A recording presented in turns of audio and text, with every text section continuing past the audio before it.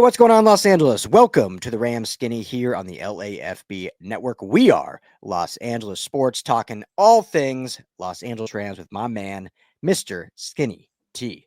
Anderson. It's a beautiful day in the Southland. Summer is upon us. I'm not going to lie, Skinny. I'm already a little tired of the heat. But hey, we're getting 70s again this week. It'll come back down, so can't complain. But how are you doing, my friend? I'm doing very well. Yeah, I started my work day writing about Kike Hernandez crapping his pants. What a better way to start a day. You can't say everything I write is brilliant, but this is a chef's kiss, just beautiful piece of journalism. Kike Hernandez pooped his pants in the middle of a playoff game. One could say maybe a Hershey's kiss instead of a chef's kiss. Well done. Well done. Yeah, I guess so. I love where again, I don't think either of us really call ourselves journalists, whatever media content creators, but I love how the news cycle, because this story, other people have hit it too, but it's from like a 2020 playoff game, which is great. But this is like today's news. Today's Dodgers are on an off day today. So this is the hot tea, because he was on like a podcast with Chris Hart sharing the story. And so it's like, we're all like, but it's just funny that it's like 5 years ago this happened. Yeah, Kevin Hart, but yeah, it's it's Chris Hart. I don't know who that is. I guess I was mixing Chris Rock and Kevin Hart. Yes, Kevin Hart. Hi, both great comedians. Yeah, both great. Both fantastic. But yeah, well done. Great piece of journalism. That's why you're a Pro Football Writers of America member, for stuff like that. Yeah, I don't know if that passed the test. I'll probably get in trouble for that one. I keep waiting for an email from them saying, kicking me out. You know, it's like that old Woody Allen line. I wouldn't want to be a part of any club that would have me as a member. It's a great line. It's a great line. I'm trying to get in. I'm still waiting for my card. I want to be a card carrying member one day. Maybe I'll be fortunate enough to be as cool as you, but it's hard to do. The Skinny T, ladies and gentlemen, one of the best in the business. So, but today, fun show for you. Sorry, a little bit of time off. I was actually in the Big Apple, old New York City, completing my first ever half marathon. Yes, I know. Thank you. Got it done. Pace. You had a good What pace. would you say? Because you're a runner. Like, you would knock me out of the park. Like, what is a good, I'm not saying like athlete, like the guy who won the race finished like a 1:04, incredible in the half marathon. I'm just saying like a good, like, pace, or not even pace, just a finishing time to be proud of. Like, what would you say for half marathon? Well, I saw yours was around 13 per mile, which I think that's really good. Like, I think, under 15 for, and your training regimen was not necessarily the most, yeah, you ran maybe 3 miles a few times a week. So, but yeah, I don't race because I'm actually a hyper competitive person, and it would take the like joy and fun out of running. So I kind of avoid it. I'm going to do a race at some point, but I do it, I do it for myself. So in terms of the time, as long as you're having a good time out there, I think. Yeah. And I'll say this, marathoners, take this as a lesson. The first person that competed in that sport died on his way to a marathon. So, just take that into consideration before you decide to do a marathon. It might be too much. Too much. It's a lot. I mean, it definitely, my training, like you said, was, I had never done during this period of training more than 3.5 miles. So 13 is a pretty big jump in one sitting, and I got it done under 3 hours. That was my goal, under 3 hours. I was there just to have fun. It was in Brooklyn, beautiful Brooklyn, New York, with a good college buddy of mine. So the goal was just to finish under 3 and have some fun. And yeah, I was definitely sore afterwards. That's for sure. Yeah. I realized that my upper body strength has started going away. So I've started to do push-ups and I'm sore from that. That's good. And you don't need a gym. You just, you run a mile, do 50 push-ups, run a mile, do 50 push-ups. Like, you'll be fit for life doing that. Yeah. It's like a military workout. Yeah, exactly. So, but I think me and you, we're going to make it happen. We got to do the Napa half marathon, have some wine, rolling hills. The only thing I've heard about it is it's all hills. Cause I mean, you're in Sonoma County. It's all wine country. So it's not real flat. That's the only bummer. Yeah, I could do a half though, especially with some wine afterwards. Yeah, I get down nice with that. reward for you. Yeah. So anyway, so that's why me and the family were gone to New York for 5 or so days doing that. So Ryan Skinny T here was holding down the fort on LAFB, but hadn't been on the mic. So we're back today, and Mike Clay, if I'm right, Mike Clay of ESPN dropped his projections for all 32 teams probabilities. These are just fun probabilities and, projections that, we're sitting here in May. None of this is factual, but we can go over that and talk about his probabilities for the entire Rams 2025 season. That comes for player yards, touchdown totals, sack, tackles, plus win probability, over under, wins and losses, kind of the whole 9. He did it for all 32 teams. Obviously, we'll talk it with the Rams. And what do you want to start with, Skinny? I think you had a projection, I guess, that you found quite interesting here. Well, I leading into it, I want to talk about Kyren Williams just a little bit because he was with the Los Angeles Times Gary Klein. Kind of gave a glimpse into their contract negotiations, and still no progress. It sounds like. Yeah. Kyren seems very optimistic that they're going to get something done. He said it's okay if it goes into the season. And it's kind of funny. You and I were talking about it. Making $1 million a year, living in the Los Angeles area, after you pay your agent, your taxes, drop maybe few grand a month on a house, maybe get yourself a nice car, maybe get your mom a car. You're not doing too much. So Kyren Williams has been in this underpaid boat for a long time, especially his consistency and his yardage in terms of the rest of the league. But I'm kind of leaning they're not re-signing this guy. I don't know. Yeah. Have you changed your position at all on Kyren Williams and his next contract? No, I think, correct me if I'm wrong. I hope you do, but I feel like I've kind of been in the court that I don't think they are going to re-sign him for quite some time. I've kind of felt like that just with the philosophy the Rams have used at the running back position. They draft a running back every draft for, what was it now, 8 drafts in a row is the record or something? Something like that, yeah. In the modern or the current times, they lead the league in drafting a running back 8 times in a row. And so they've just kind of just done that. And when the contract's up, it's on to the next, move up to the next guy that they drafted and kind of rinse and repeat. So I'm not saying that can't change. In my mind, I just don't think it will. And the fact that based on what Kyren said, that really, yeah, he's hopeful, but the contract negotiations haven't moved at all, which again, to me is just that to me, it just means they're not talking. Like when people say like, yeah, we're hopeful, but they haven't progressed, it just means that to me, it's like, okay, then you're just not talking, because there's no way things don't progress if you're actually talking, unless you literally say like, I want this, and they say, we'll give you this, and then you table it, and that's it. Like, that's what that means, because there's no way any two people can have a conversation, even if he's not involved and it's just the agent, and you talk once a week, every day, and it not progress if you're actually communicating, unless it's going backwards. So to me, that's co-work of just like, yeah, we haven't really talked about it. Yeah, and it's it just keeps making me think about the Ernest Jones situation from last year. Yeah, where I thought that was just a lock, even more so than Williams. I thought that was a lock. But according to these projections, he's going to be another bell cow back year for Kyren Williams with 266 yards, over 1,000 yards, 11 touchdowns, a couple of receiving yards. But more interestingly, Puka Nacua and Devontae Adams both projected to go over 1,000 yards receiving, with Puka getting 99 receptions for 1,312 yards and 79 receptions for 180 yards for the new addition, Devontae Adams.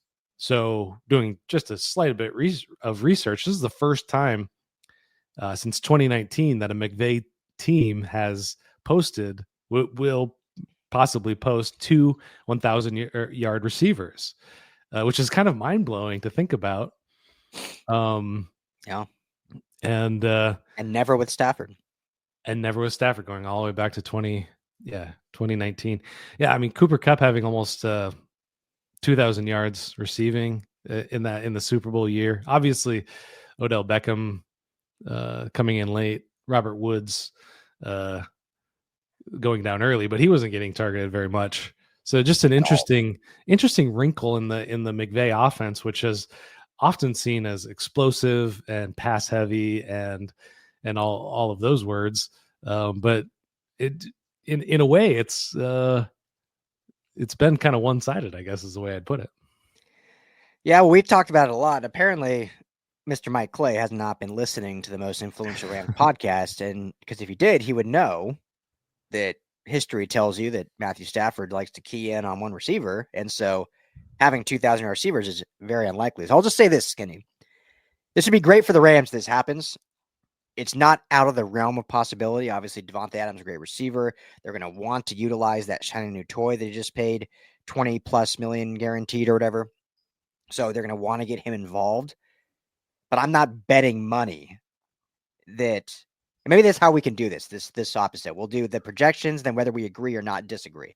So I would not bet money that the Rams have 2,000-yard receivers. I just, from what I've seen, whether you like, I'm not even saying it's bad or good, just from what I've seen of the way Stafford runs the offense, to me, it's much more likely that Puka Nacua ends up with 16 or 1,700 yards and Adams is in that like 700 or 800 yards. Because I think he'll just key in on one guy. And it has not shown that he's going to really spread the ball around equally to the top two guys. Now he'll still spread it here and there, and we'll get the tight ends involved, which I know we'll get to in the projections here in a minute.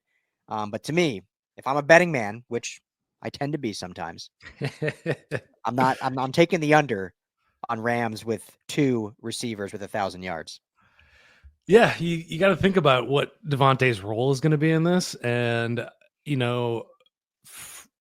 this team last year had the second to worst offense, third down offense, when passing the ball. Mm-hmm. It was actually much better when running the ball, but when passing the ball on third down in those passing situations, their EPA was 31st, which is not indicative. Again, looking at the McVay offense, you would not think that would be true. But time and time again, we saw that. And, we saw Tyler Higbee kind of come in and fix that a bit.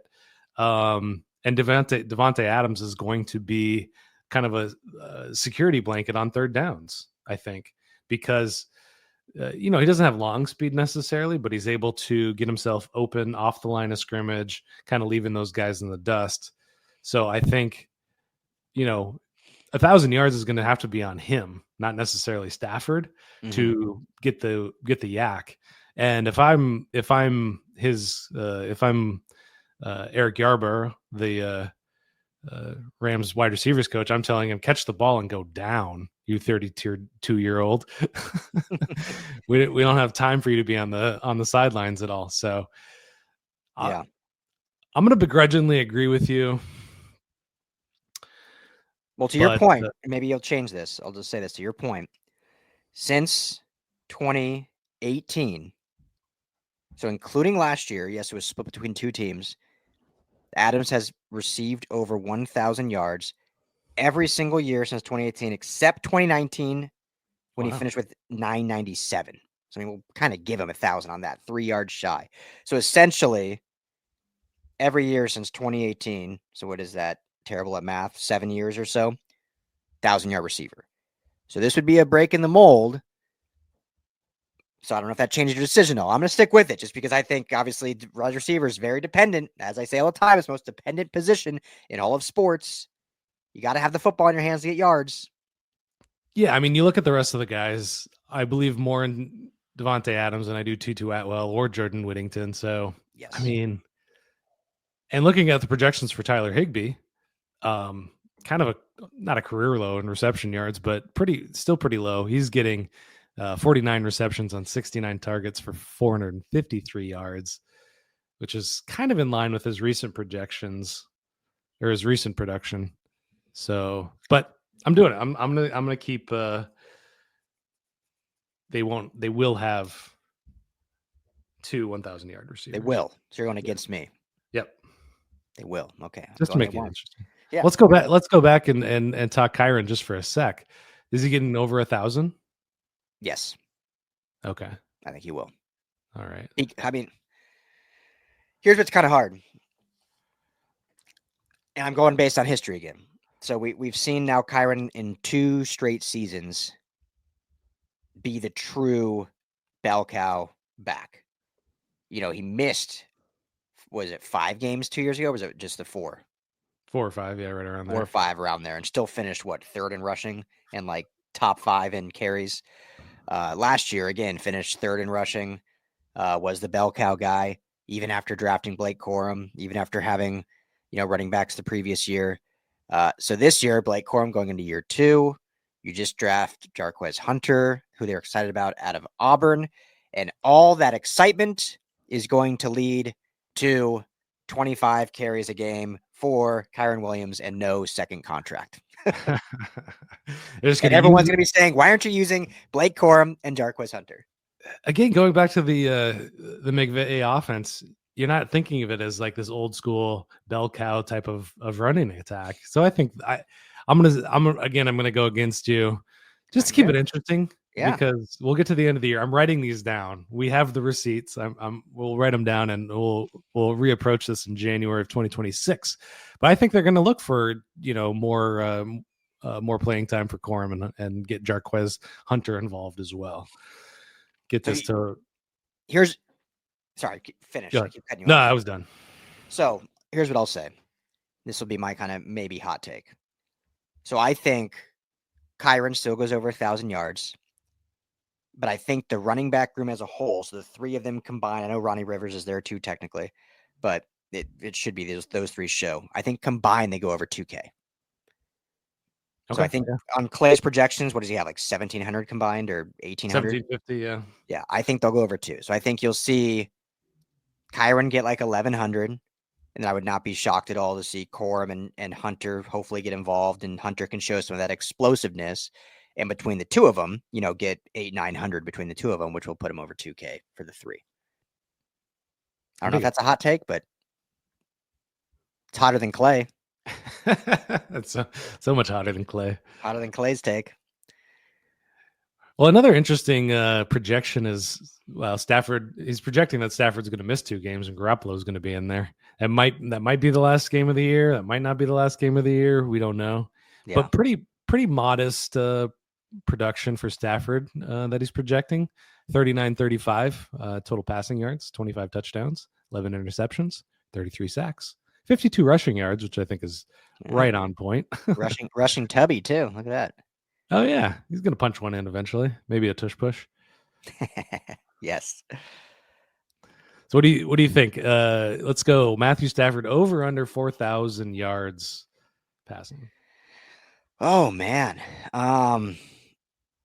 That feels like an easy over based on his history and this kind of the offense, the way it goes.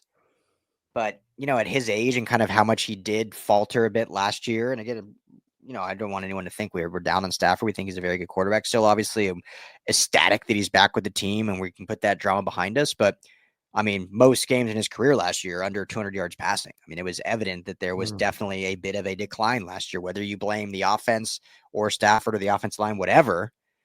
Going into this season, until we see all the pieces working the way it should work within this offense, it's hard to say like, oh yeah, it's just automatically going to be better than it was last year. And I know everyone loves to do that in the offseason. Like, okay, we add some guys in the offseason. And I used to absolutely be the same. I remember, I think probably both of us, you add Allen Robinson to an already Super Bowl team. Great. This thing is going to go gangbusters. And it just did not work. So I love all the moves they made. I love where this team sits. I feel very high about where this team is going to go and where Stafford can take them. But until we see a few games, I can't sit here and say like, yeah, the offense is going to just be better just because than it was last year because you wrote down on paper and added some pieces. So for me right now in May, I'm going to go under 4,000 yards. Man, I thought we were going to agree on this one. I'm going over. Over. Okay. The only reason pretty much is because I wanted to confirm my prior prediction, which is this is a Super Bowl roster. This is a team that can push itself into the Super Bowl, and he's got to pass for more than 4,000 yards if that's going to be true. So just to get everything in line for myself, it has to be true. So I'm going to go over. So because for me, I think that's why I gave them that 2,000-yard running back room. So that'll kind of supplement some of that lack of passing offense, but there'll be a dynamic running team. I hate putting you on the spot, but just thought about it. Like, I'm trying to think of some of these great offensive teams, what their total like offensive yards for a season were. When you think back to some, and not even like the greatest offense of all time, but even just last year, like the Eagles, I wonder what their total offensive output was in terms of yardage. Yeah, I mean, I don't have a great read on that. I could look it up. Yeah, at our fingertips.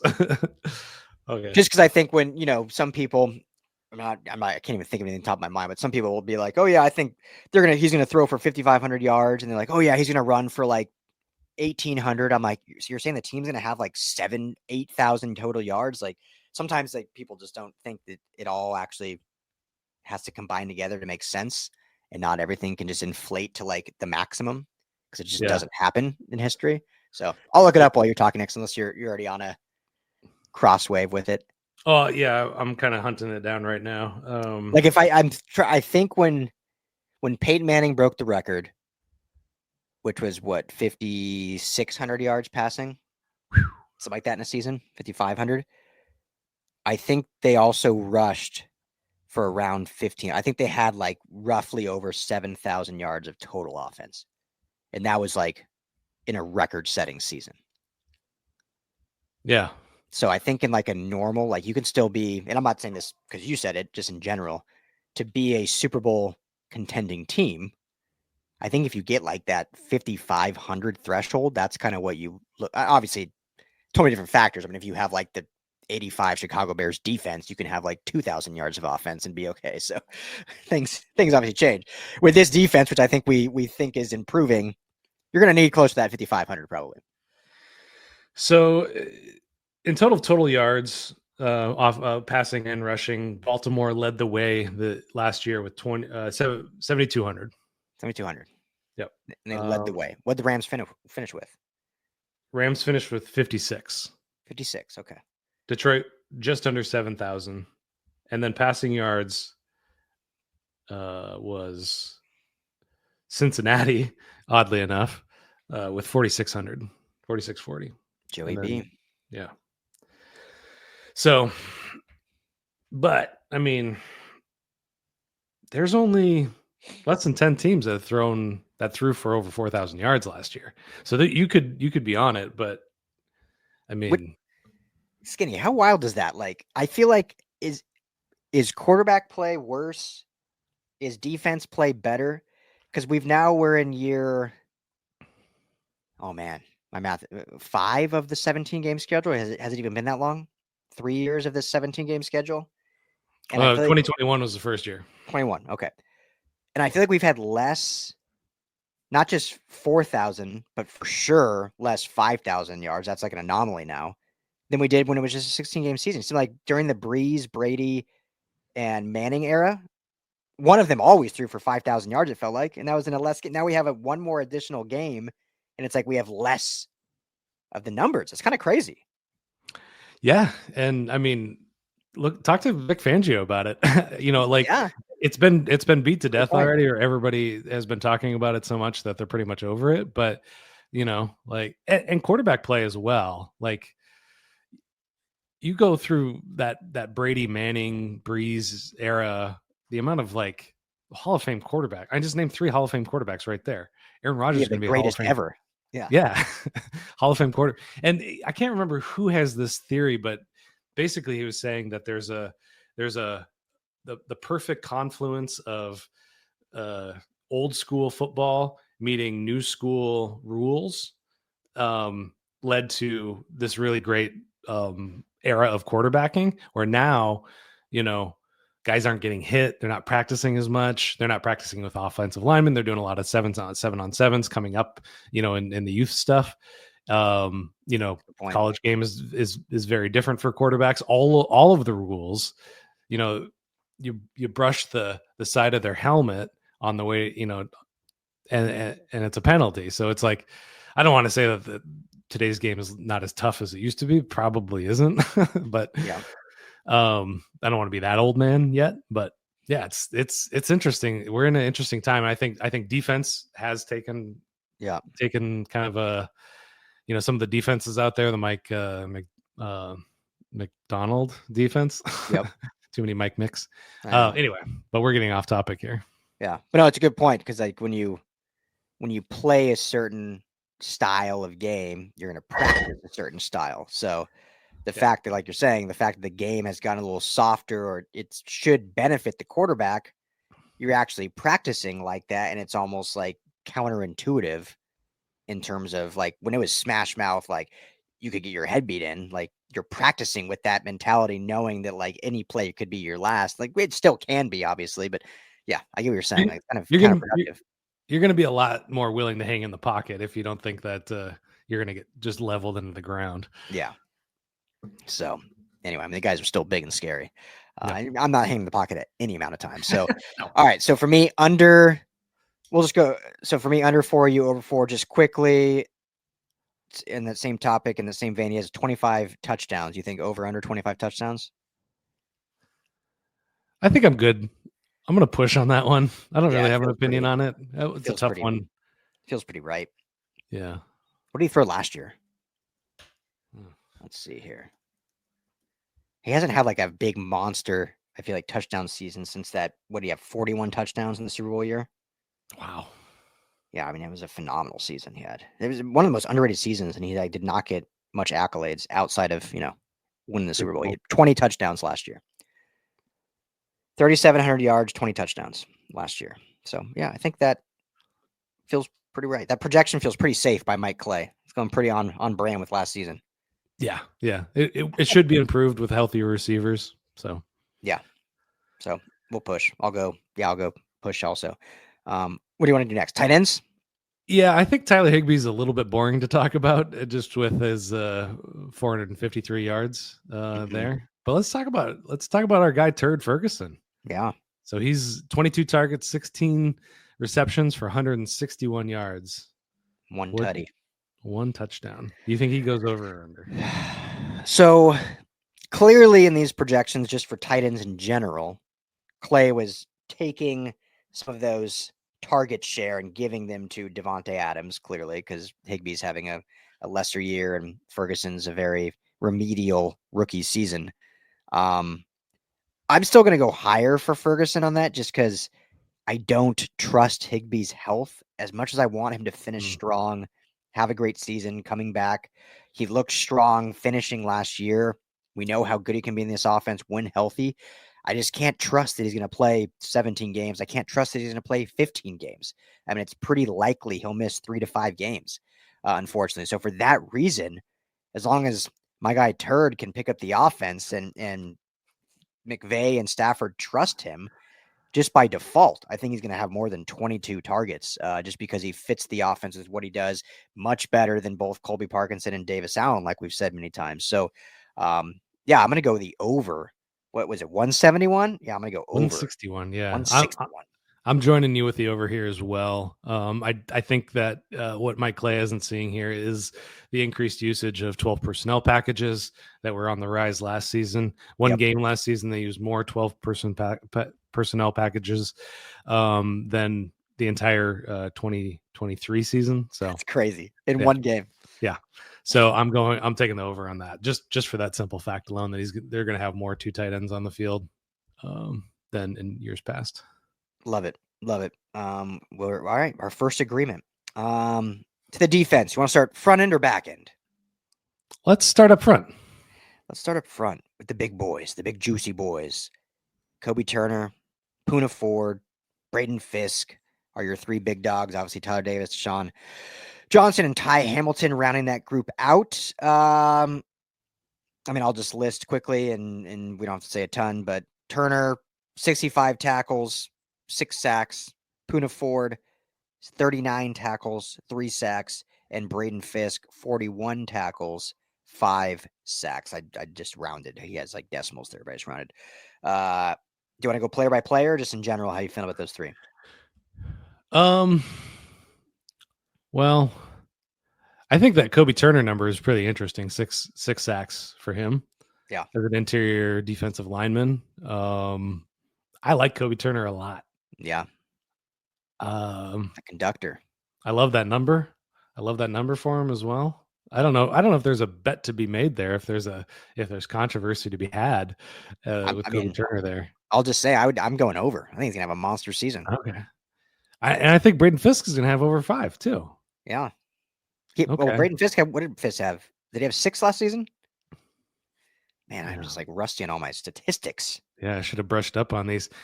I think the big, just skipping ahead a little bit, I think the big one is Jared Verse, only 8 sacks. Now that's, almost double what he did in his rookie season of 4.5.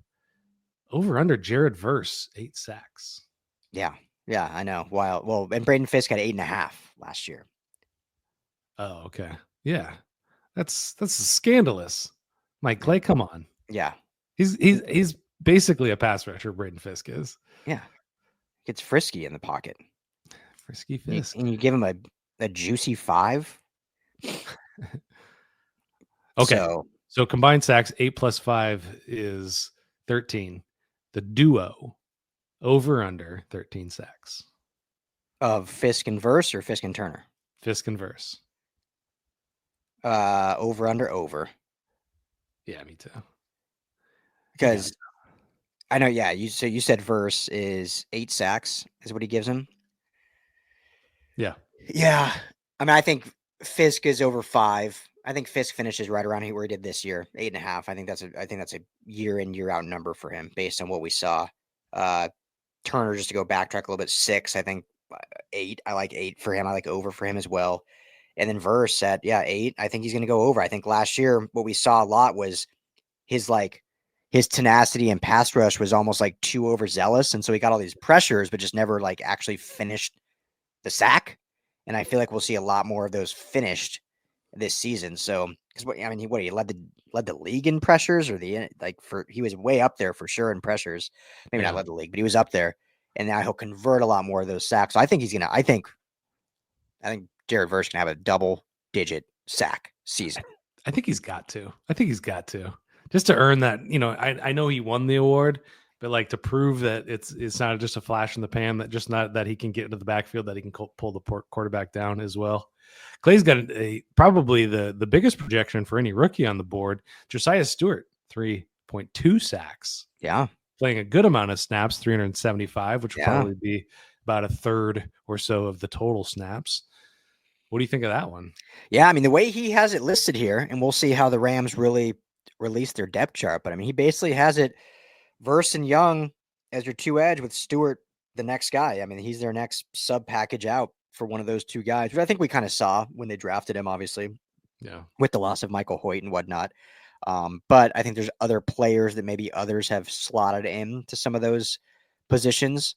But yeah, the way Clay's seen it is the young rookie is going to be the next guy off the bench, basically, whenever Young or Verse sub out, or in any NASCAR packages they use. So, 3 sacks. I mean, obviously Verse and Young both had more than that in their respective rookie years, but they weren't competing with themselves, which, he'll have to. So I think that's a pretty good number. I'm gonna go under. It seems a bit hot for me. He's a bit high. Yeah. Okay, I'll go over just to be different. All right. I'll say he's projected 3.2. I'll go 3.5. 3.5. 3.5 sacks. Love it. Splits one with Fisk. Beautiful. Yeah, I mean, I think Fisk and Turner are going to eat this year, but I mean, that's just me. No, this is probably the most scandalous. This is the most scandalous. We talked about this at length last episode, I think, right? Yeah. And people gave us crap. Clearly, we're not the only ones that see what the Rams are seeing. Position battles? Yeah. People are giving us crap about?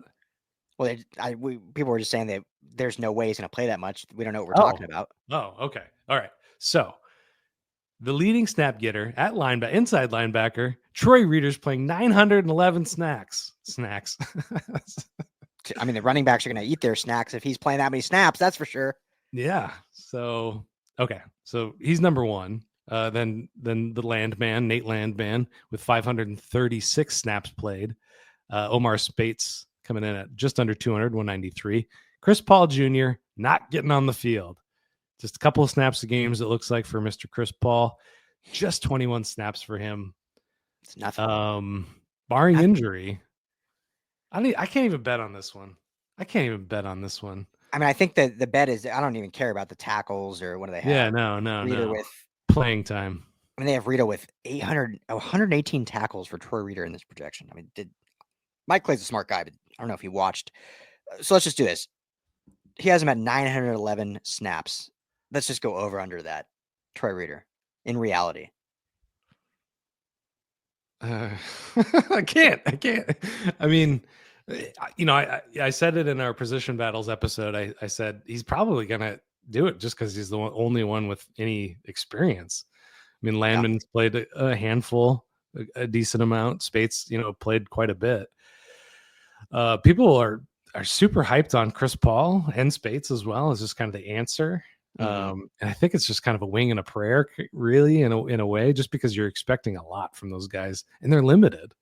I mean, I like Spates as much as the next guy. I love UDFAs, guys that can like really, just show what they have in all these training camps and earn a spot. And it's amazing, but he's limited in certain ways. So I don't even know. I can't. I would, if this was put, if I had good odds on this, I don't even think I would put any money on it just because it feels dirty. Well, because I think to your point, this is how I feel too. Like logically, based on what we've seen, and again, we never try to pretend like we're smarter than McVay and the Rams brass, but I think all fans can agree, like logically, if Troy Reader is your leading snap getter at linebacker, that's not a good thing for this defense. Go ahead. Guess how many solo tackles Troy Reader has in his 6-year career? In his 6-year career? Yeah. I'm going to sound terrible, so you just tell me. 180. 180. 310 combined tackles in all of his career. His highest was 2021, 91 tackles. Wow. And Clay doesn't say combined or total, but he puts him with 118 tackles. Yeah. No, blasphemy. This feels dirty to me. I don't like it. No. So what I was saying, so logically and based on just what should probably happen, I would say huge under. Like, no way does Troy Reader play is the leading starter for your linebacker room. But just based on them bringing him back, him being in the offense, knowing Chris Shula, then there's part of me is like, well, they clearly do like him and feel confident enough in him to put him out in those situations. So maybe it will. I'm going to say under just because I think Spates started enough last year. Like I'm surprised that Clay has Spates as the third man, considering he was the starter over Troy Reader for instances. And then obviously they brought Landman in to potentially be that starter. And, Chris Paul, I think a lot of people love, but he was a late round pick. He's going to have to earn his way onto the field. So we'll see if that happens earlier, later, or even in a year or two. So, but I'll still go under 900 snaps. There's just no way. Yeah. I'm there with you, but I would not be surprised. I wouldn't be surprised. Out there. Yeah. I don't like that at all. Yeah. What about from the secondary? We've got nothing statistically that's kind of super impressive. The Cam Curls, the Cam Kinchins combined for 5 interceptions. Yeah. Nothing particularly tasty. Quentin Lake and Cam Krill, it looks like he's chalking them up as playing 100% of snaps with 1,019 snaps played. Yep. Which is correct. Yeah. Interesting. Akel Witherspoon only playing 375 snaps with Kobe Durant playing just about 700 snaps. And that could just be a health related thing there. Just betting that Akel is probably not going to play 17 games.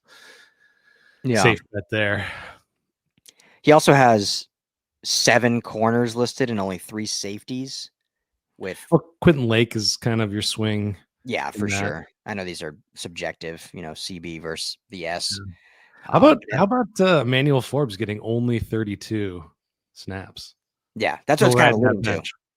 That's what I was kind of alluding to, Oh, like keeping Josh Wallace and Emmanuel Forbes on there versus potentially, some of the other safety talent that they have within that room, especially guys that could come back, plus some of the, UDFAs they added this year that I think we were fairly high on.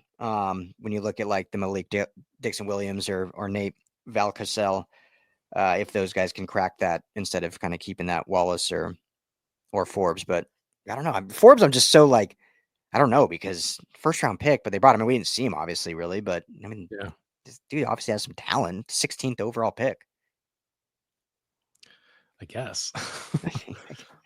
Yeah, just pray for good weather, not a windstorm. This is this is a tough one to kind of suss out, just because could I see? I mean, he's been a stalwart. No one's call him great or bad, but he's been hanging in there, doing Yeah. everything they've been asking him to do. Yep. And he was a pretty late round draft pick too, third or fourth round, as I recall. Even later, I think. Yeah. Oh, was that right? That was that weird year where they started in the third round. Yeah. Too. Yeah. Seems like, Well, we can jump. I don't know if we have to make a call on that one. We can We'll jump just over. let's just do this. Let's just call this one. Jalen McCullough, he puts interception 0.6. Dude finished with 4 last year as a UDFA rookie. I'm going over 0.6. The dude's going to have at least one pick. I'm going over just because I remember those interceptions, and it just seems like the ball just kind of just fell right into his hand. Oh, it was all luck. 3 of the 4 times. I feel like in hockey, we call that puck luck. He got a lot of puck luck. But hey, 4 picks is 4 picks. Stat sheet don't care how you get him. That's right. All right, I'll put you down for over on that one. Yeah, I mean it's an easy call. Just got to have one game with some puck luck. Yeah, I mean, if his luck continues, you're going to be right. There we go. So, all right. So you just want to go to projected wins? Yeah, well, he's got all the weekly score projections, which we don't have to go over. Were there any that like jumped out to you? There's a couple that kind of are interesting to me. A little tasty nuggets. Go ahead. You give me those nuggets. Well, I predicted Detroit to get boat raced out of SoFi Stadium, and this is one of the least probable games for the Rams to win, according to Mike Clay, with just a 33% chance of winning. So that one jumps off, and I can't say that I disagree with that take, but just in opposition to me. We'll find out. These are fighting words for me and Clay. Arizona, Rams going to Arizona, just a 54%. That's nearly a coin flip. Yeah. For the Arizona Cardinals. I'm starting to get talked into that team a bit. People are getting me all hyped up, and I just have to remind myself there's always one of these teams. The Denver Broncos were one of those teams not that long ago, where everybody was hyping them up. I mean, that was probably just last year they did pretty well. But every year there's a team that's just really hyped. I think Washington's a team that's super hyped. Kind of won the off season. Year before it was the Texans were really hyped coming off of that first year and just coming back down to, I mean, they still made the playoffs, but everybody was like, oh, they're making the Super Bowl. But interesting belief in the Arizona Cardinals there. Yeah. Again, they have not proven anything against the Rams specifically. They do have a good squad, like a good core. If Jonathan Gannon ends up being a good coach, which he seems to be, at least has those guys playing well, good culture builder. And if Kyler Murray can just play a full season and be the starting quarterback and just kind of do what he does, I mean, then it is a good team. I mean, they went to the playoffs not that long ago, right? The Rams played him in the first round in their Super Bowl season. They boat raced him. OBJ had a nice touchdown pass, but they were in the playoffs. And so, with a new coach now and some nice pieces, that is a solid team. But against the Rams, they have not proven anything. The only thing I'll add, only 3 games does he have a losing probability for the Rams. You mentioned the Detroit game at 33%. Also, week 6 at Baltimore, their lowest probability to win, 29%. And then probably not too surprising to many, the week 3 game in Philly, a 37%. So all the rest are at least 51 and above. Only one game above 67%. Again, I don't know what people read into these probabilities and how this outcome is even determined. But only the New Orleans game is given an 80%, which is all but a guaranteed victory. Yeah, and really good probabilities against the hated rival San Francisco 49ers, a 67% win probability in week 5 at home, and then a 59% probability at Levi Stadium up there. Just glancing at the score predictions, no games over 30 points. Yeah, either allowed or scored. So that's got a level set for me because I'm always projecting them to score over 30 points. Yeah, I got to remember that. So how about this one? One over under one game over 30 points scored. Oh, over. I got to go over. Yeah. Over. That's a dumb one. It's an easy bet. Easy bet. So even with all these high probabilities, Mike Clay projected win totals 9.6. We're both on the record going through the schedule as 11 wins. So are we sticking to? Oh yeah, sticking to it. Yeah, staying firm, baby. Well over 9. Well over 9. 11 and 6 feels like the floor. Yeah, well, according to this, they could go 14 and 3, which would be the best record under the McVay era. In the McVay, no, since the Stafford era. Yeah. His first season, ironically, they went 13 and 3, right? Is that right? I think so. His very first year. Wow. Well, I think he's ever gone 14 and 2, and now it would be 14 and 3 or 15 and 2. I don't think that's ever happened. So, it'd be great. 14 and 3. I've seen a lot of people out there on the old Twitter fear put 14 and 3 as their record prediction. I mean, that's the obvious one. They're gonna drop one of these games. They always have one or two brain farts. A lot of things happen. Sometimes it's weird. Like, I know no fan wants to see their team lose, but for me, it almost feels better to go. Like, obviously, winning your division, like if it puts that as a detriment, you don't want that.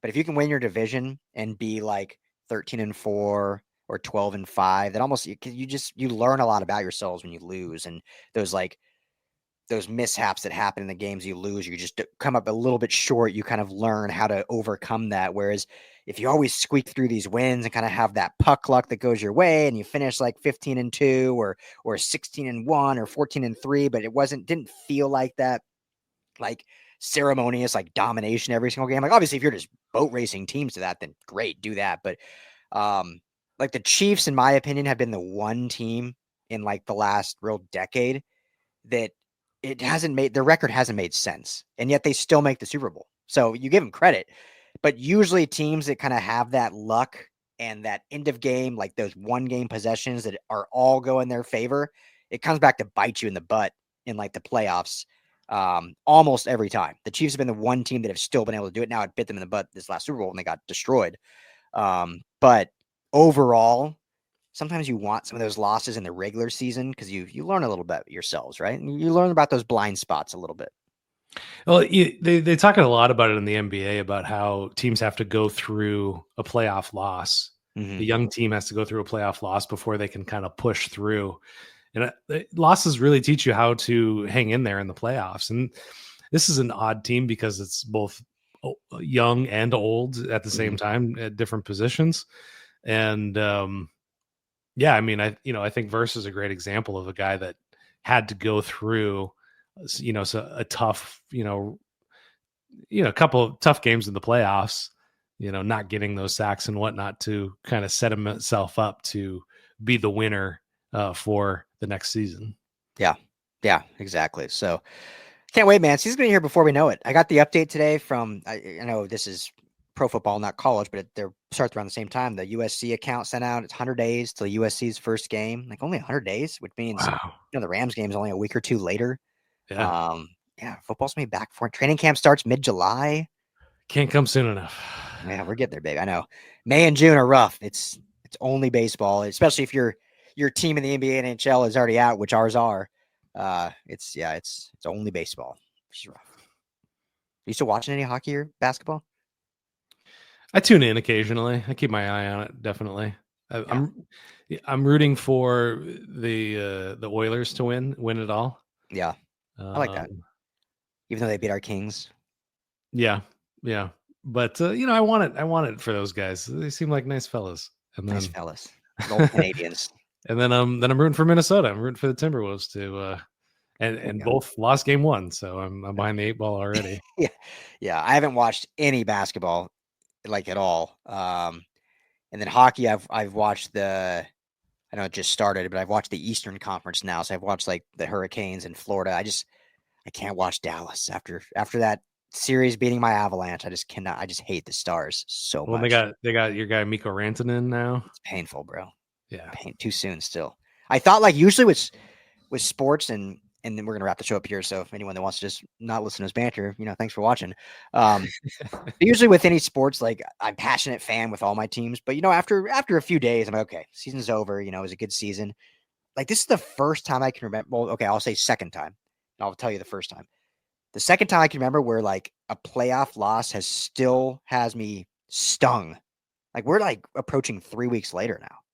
Like a Wow. Yeah. full series more has passed. We're in the next round, and it still stings just because I feel like, when you just like, we should have not only could have won, but we should have won. And then Yeah. the reason why we lost was a guy that was on our team for a decade and we traded away, and he's the reason why we went home. Oh, Yeah. it's so painful. That's tough. What was the first? The first was 2012. So the year prior, it was Manning's first year in Denver with the Broncos.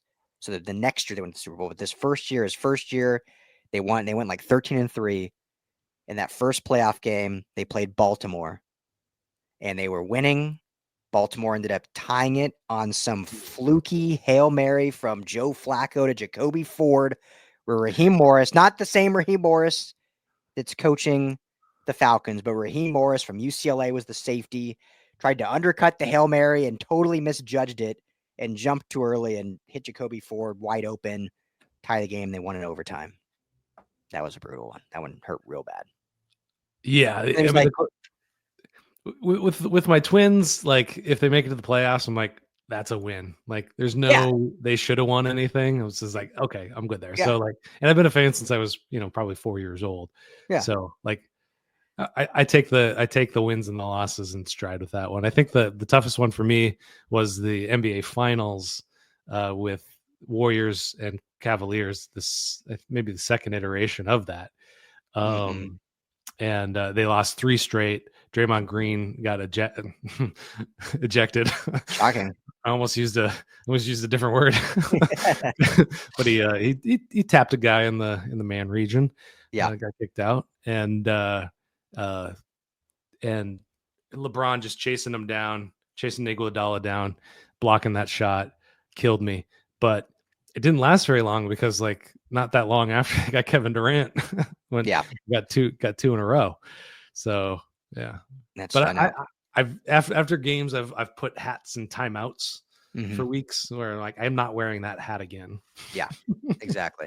Yeah, and as fans, we all have expectations, and you always expect your team to win everything, but realistically, you can be like, yeah, we're like, it would be a fluke if we did. Like last year, Broncos making the playoffs was a fluke. So I had and they played the Bills in the first round. Like that was the least upset I've ever been with a playoff loss. Like you said with the Twins, I was like, just happy to be here. Like, cool. We lost by like 20, and I was still like, oh, good game. They tried. It was a good effort. The Rams game was actually a little painful one against the Eagles, because that one was like, had it, you go up, you give up the Barkley touchdown. So that one definitely stung for sure. The Rams, the Lakers this year, I think fans probably thought it stung, but for me, my expectations were like, I don't think the Lakers should be the 3 seed. Like they went on the kind of the Cinderella run to end the season. They got exposed for not having a center, which we all knew they didn't have. Like we all knew they needed a center desperately, and it got exposed in the playoffs, and now they can go back and fix that. So to me, that was more of they should have done better than a 4-1 loss, but I wasn't expecting them to like win the whole thing. Yeah, the 2018 Super Bowl was a weird one because it felt like being strangled slowly by like a weak child. but like because it seemed like at any point they could go off, right? Because that Yeah. offense was like high powered, more high Yeah. powered than it is now, I would say. And I thought, wow, it's just a couple of points. At any point, this could just flip around, and just slowly but surely, Belichick just squeezed the life out of McVay and the rest of us. Oh, And at the end of it, it was like, what just happened? yeah. It's like all dads can relate when you're a dad and you're asleep and your kid's just like hitting you on the head to wake you up. But it'd be like if you just were like paralyzed, like you could not move, and that hitting from your kid just lasted for 60 Yeah, minutes, or in Super Bowl time, like 4 hours and 50 minutes, and just nothing could put you out of your misery. That was the 2018 Super Bowl. good way to put it. Yeah. So, well, okay. Anything else to add on this projections episode? No.